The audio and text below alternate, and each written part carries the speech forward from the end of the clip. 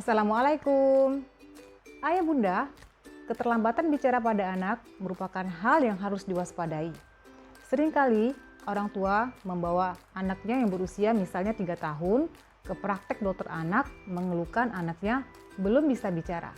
Sehingga anaknya tersebut tidak bisa dimasukkan ke sekolah playgroup.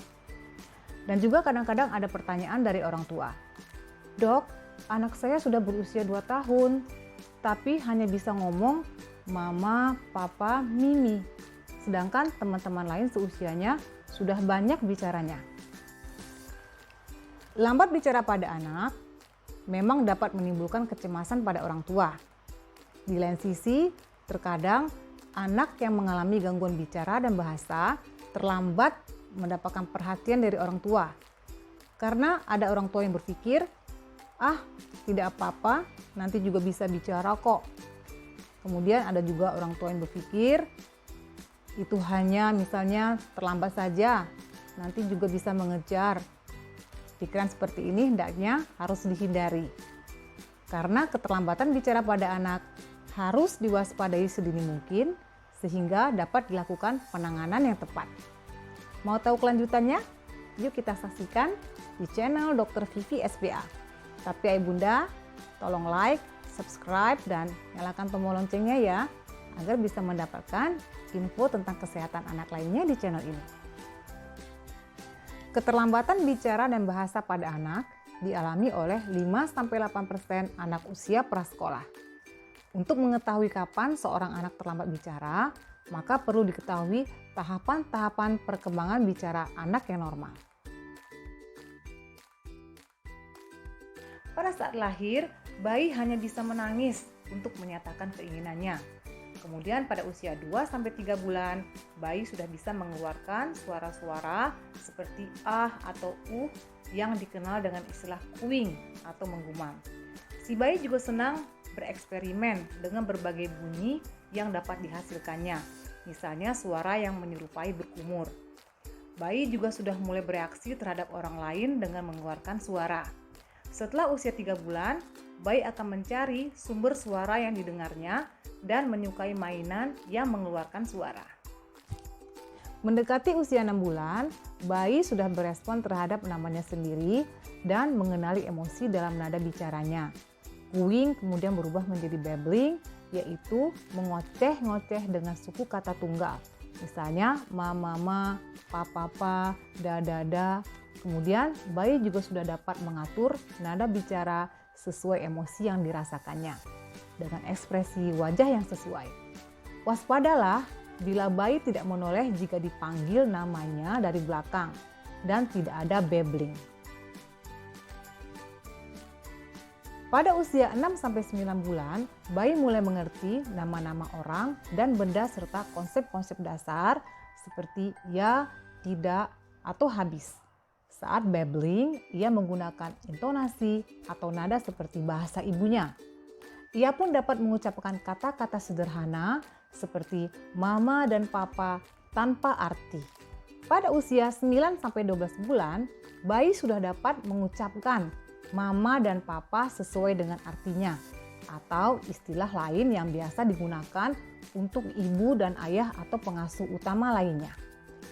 Si bayi sudah menengok apabila namanya dipanggil dan mengerti beberapa perintah sederhana. Misalnya, ayo lihat itu, ayo sini.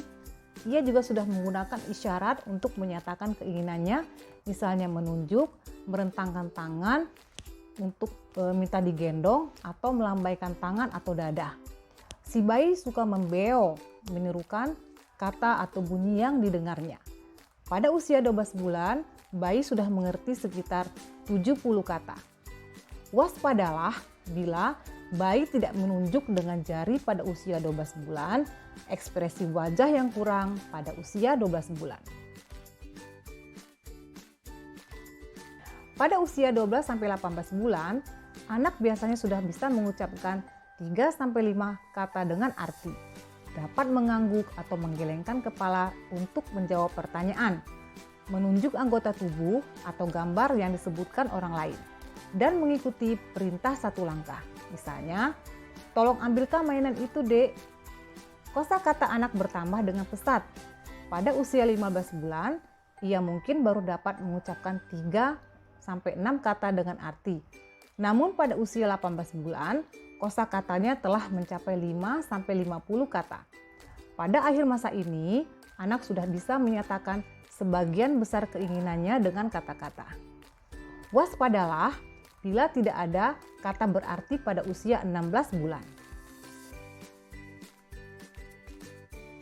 Pada usia 18 sampai 24 bulan, anak akan mengalami ledakan bahasa. Setiap hari ia akan memiliki kosakata yang baru. Ia dapat membuat kalimat yang terdiri atas 2 kata. Misalnya, mama mandi, kemudian naik sepeda. Dan dapat mengikuti perintah 2 langkah. Pada fase ini, anak akan senang sekali mendengarkan cerita. Pada usia 2 tahun, sekitar 50% bicaranya dapat dimengerti orang lain. Waspadalah bila tidak ada kalimat 2 kata yang dapat dimengerti pada usia 2 tahun.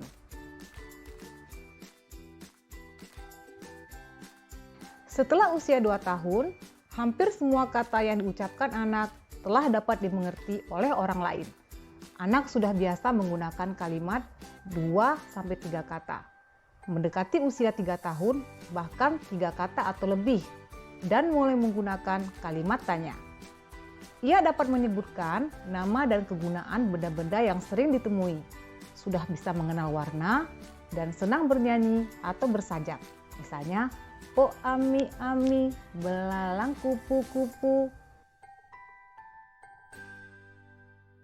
Pada usia 3-5 tahun, si anak sudah tertarik mendengarkan cerita dan percakapan di sekitarnya.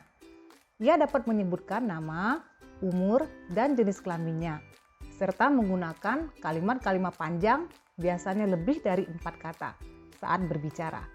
Pada usia 4 tahun, bicaranya sepenuhnya dapat dimengerti oleh orang lain. Anak sudah dapat menceritakan dengan lancar dan cukup rinci tentang hal-hal yang dialaminya. Apabila terdapat salah satu tanda waspada di atas, bawalah anak Anda ke dokter anak.